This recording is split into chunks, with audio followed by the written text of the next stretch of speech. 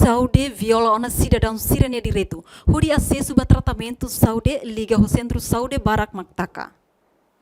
Ministério Saúde viola ona cidadão sirene direito. Huri acesso a tratamento saúde liga ao centro saúde Barak Maktaka. Provedor de Direito Humano da Justiça, Virgílio da Silva Guterres, jornalista Sira, sexta-feira, Lorenzo Nuno recensia fulan janeiro tinang, Bahira participa cerimônia tomada de posse, ba diretor executivo foi Conselho Imprensa Antônio Dias.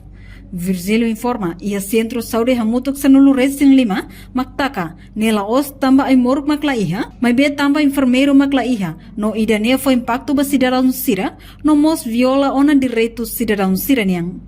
Portanto, o Ministério Saúde hahu halo ona recrutamento ba funcionários Sira, nune emos companhia hahu tama ona ay morok balong.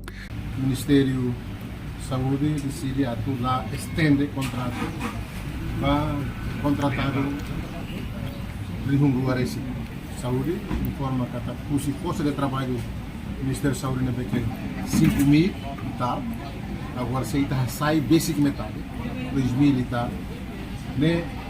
Automaticamente a implicação tem que mostrar.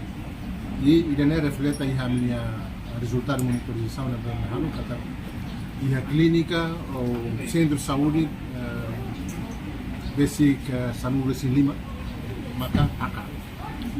E se taka lá os também moro maklaiha. Se taka também recursos maklaiha, também enfermeiro, a EMA ser na beca o serviço já né contratado, na beca de contrato lá estende. Então, e daí maka resultado na beca halo. E a minha plano se fosse a minha resultado possivelmente semana hoje.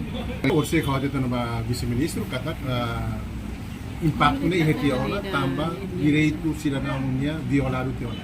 Atau heta atendimento do centro de saúde de repente taka, quer dizer, emane direito até atendimento de saúde né lá ihetiaola, né direito violado teola.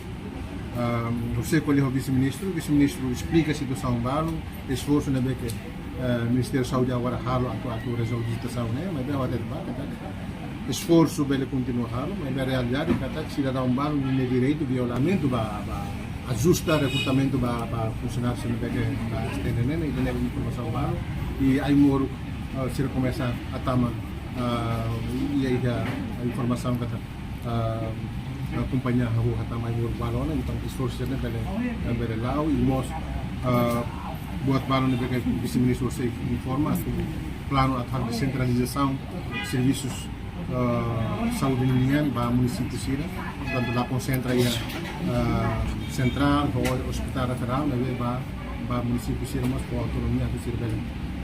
Reportagem Sabina Sansa, no Vai Magno, Televisão Timor Post.